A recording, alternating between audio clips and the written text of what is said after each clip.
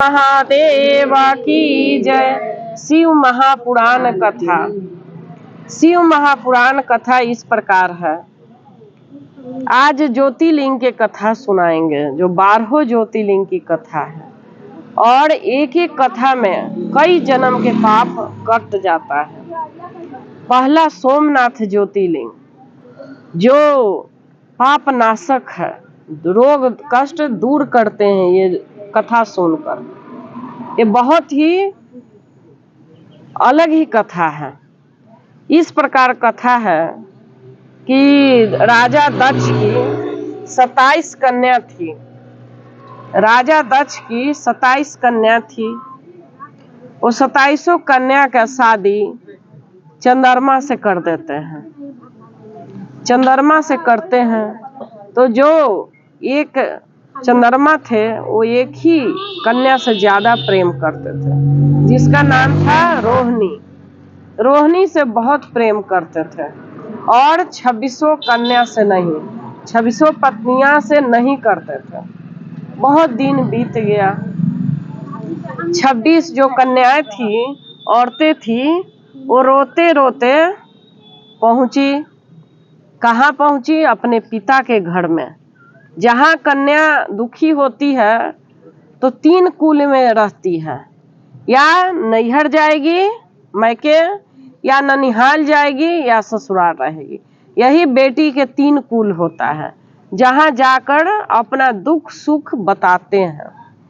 वो अपने पिता के पास जाके बोलती है कि हे पिता, मेरे पति मुझसे प्रेम नहीं करते, सिर्फ रोहिणी से ही प्यार करते, हम लोगों को प्यार नहीं करते। इस प्रकार कह रही है और रोने लगी। जब दक्ष को पता चला, गुस्सा में चंद्र को पास गए और बोले कि हे चंद्र, आप मेरे दामाद हैं और मैं आपको समझा रहा हूँ कि जो 27 पत्नियां आपकी है वो समभाव से ही प्रेम करना चाहिए। अगर पत्नियों में भेद करोगे तो कहीं का नहीं रहोगे। पत्नी में अगर भेद करोगे तो कहीं का नहीं रहोगे। पत्नी को समान भाव दो। जितनी भी पत्नियां हैं सबका समान भाव करो, सबसे प्रेम करो। इस प्रकार समझा के 26 कन्या के वहां पर रखा। फिर कुछ दिन बात हुआ, मतलब कुछ दिन रहे, लेकिन उनका दिमाग चंद्रमा के ठीक नहीं हुआ। चंद्रमा इसी तरह तंग करने लगे अपने पत्नी का और रोहिणी के ही प्रेम करने लगे। तब बोलते हैं, फिर आती है 26 कन्या और पिता से कहती है कि पिताजी, मुझे शरण दीजिए और मैं कहाँ जाऊं, और मैं कहाँ जाऊं। मेरे पति मुझसे प्रेम नहीं करते और मुझसे देखा भी नहीं जाता। इस तरह गुस्सा में दक्ष गए और जाके चंद्रमा को कहते हैं कि तुम दक्ष यक्ष से पीड़ित हो जाओ। तुम्हारे को यक्ष्मा रोग जो होता है ना, कष्ट हो जाए, तुम क्षय रोग से पीड़ित हो जाओ। क्षय रोग होता है एक, उससे पीड़ित हो जाओ। तुम पत्नी से किसी लायक नहीं रहोगे। तो इस तरह से श्राप देते हैं कि क्षय रोग से पीड़ित हो जाओ। श्राप दे दिए। अब वो बेचारे कहाँ मुंह दिखाएं। इसी भांति इधर उधर तड़पने लगे, भागने लगे। भागते भागते सारे देवी देवता में त्राही मच गया। जब हमारा चंद्रमा ही नहीं रहेगा तो कैसे होगा। इस तरह से वो दुखी हो गए और दुखी होकर देवता लोग कहते हैं कि चंद्रमा कितना दुष्ट है, चंद्रमा कितना दुष्ट है। पहले भी ये बृहस्पति की पत्नी तारा को अपहरण करके रखा था। तारा को अपहरण करके रखा था और गुरु बृहस्पति की पत्नी को चंद्रमा ने अपहरण करके रखा। और इस तरह से ये पराई औरत पर भी आंख मारता है। ये कितना दुष्ट है। अब ससुर का भी श्राप पड़ गया। इस प्रकार देवता लोग बात कर रहे हैं। बोले देवता कह रहे हैं कि जब गुरु बृहस्पति के पत्नी को रखा तो गर्भवती हो गई। बहुत देवी देवता लोग समझाए गुरु बृहस्पति को कि अपनी पत्नी को ले आइए और शरण में करिए, पत्नी का क्या दोष है। कोई बलपूर्वक किसी पत्नी को किसी से छीन लेता है तो उसका क्या दोष है, कोई दोष नहीं, आप अपनी पत्नी को ले आइए। जब गुरु बृहस्पति देव ले आते हैं अपनी पत्नी को, ले आके रखते हैं तो पता चलता है कि वो गर्भ से है। तो बोले कि ये गर्भ किसका है? पत्नी बोली कि चंद्र का गर्भ, पेट में बच्चा चंद्र का है। तो बोले कि जब गर्भ गिरा दोगी तब मैं तुम्हें स्वीकार करूंगा। तो गर्भ गिरवा देते हैं और तब गुरु बृहस्पति उनको स्वीकार करते हैं। तो बता रहे हैं, देवता अपने में बात कर रहे हैं कि किस तरह से छलिया है कि गुरु बृहस्पति के पत्नी को भी नहीं छोड़ा और अब तो इसको श्राप लग गया, कहाँ जाएगा ये चंद्र। इस तरह सब लोग फिर वो ब्रह्मा जी के पास लोग जाते हैं।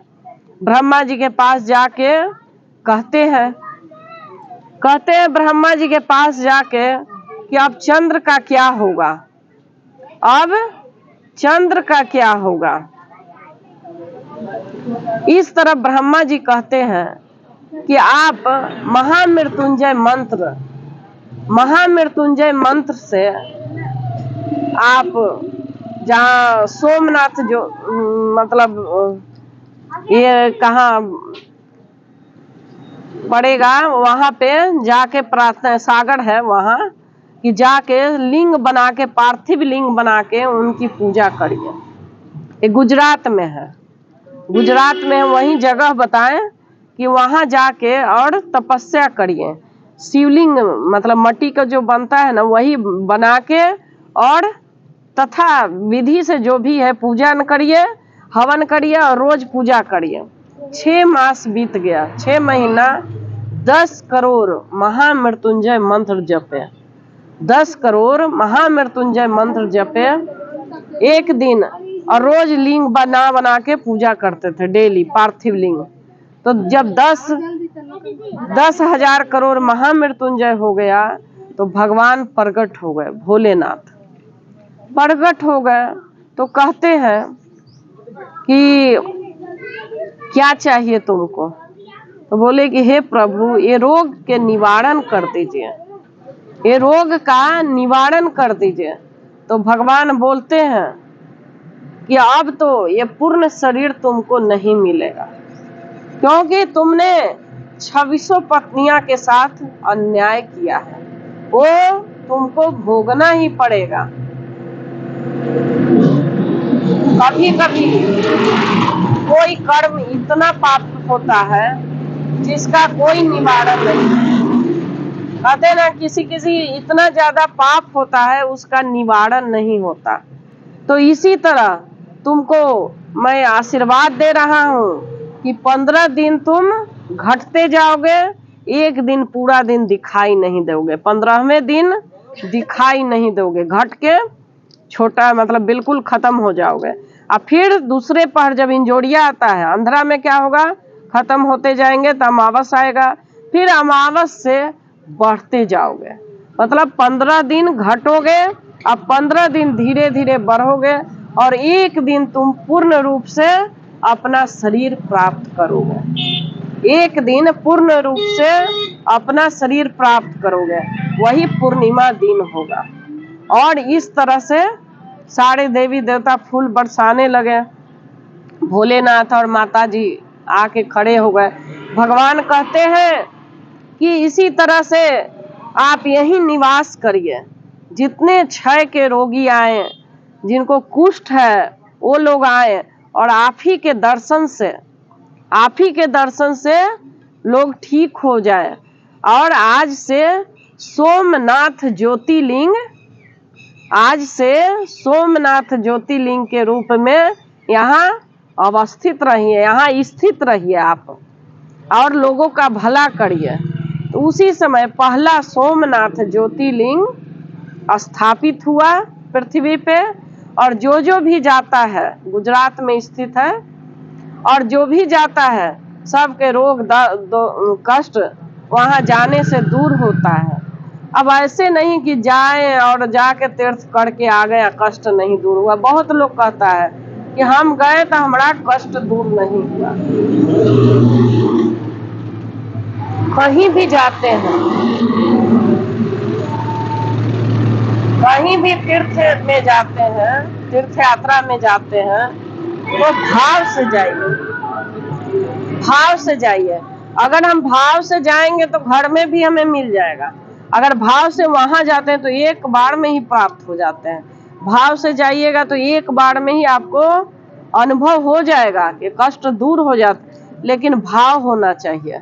अगर आप सोचते हैं कि तीर्थ यात्रा में आके बैठ गए, नहा लिए, जल चढ़ा दिए, हो गए, ऐसा नहीं होता है। वहां जाके मन एकाग्र करके जप करिए भगवान का। चंद्र भगवान ने 6 मास तक, 6 महीने तक वहां बैठ के महामृत्युंजय का 10,000 करोड़ जप किए, तब जाके भगवान प्रसन्न हुए। कलयुग में तो जाके कम से कम 3 दिन भी कहीं भी तीर्थ यात्रा में जाके भगवान के अगर पूजा करते हैं सच्चे मन से, तो वहां जप तप करेंगे तो हमारी मनोकामना पूर्ण होती है। जप कैसे होता है? भगवान के नाम लेना, वो भी जैसे हवन से भगवान के शक्ति जाती है, जप से भी शक्ति जाती है, मंत्र से भी शक्ति जाती है, और भगवान खुश होते हैं। बोलो सोमनाथ ज्योतिर्लिंग की जय, हर हर महादेव की जय, शिव महापुराण की जय, हर हर महादेव की जय। अच्छा लगा ना सोमनाथ ज्योतिर्लिंग के कथा? कुछ पूछना चाहेंगे सोमनाथ ज्योतिर्लिंग के कथा के बारे में? पहला ज्योतिर्लिंग है सोमनाथ ज्योतिर्लिंग, पहला है जो भगवान और माता जी आके यहाँ पृथ्वी पे स्थापित हुए थे। कोई भी जाता है श्रद्धा से, उसकी मनोकामना पूर्ण होती है। ज्योतिर्लिंग में जाने से बहुत शक्ति मिलती है, साधना होती है, पूजा होती है, और हमें बहुत कुछ प्राप्त होता है। एक ही बार जाने से, अगर भाव से चाहे 1 घंटा के लिए भी जाए ना, अगर भाव सच्चा होगा तो भगवान की प्राप्ति होती है। हर हर महादेव।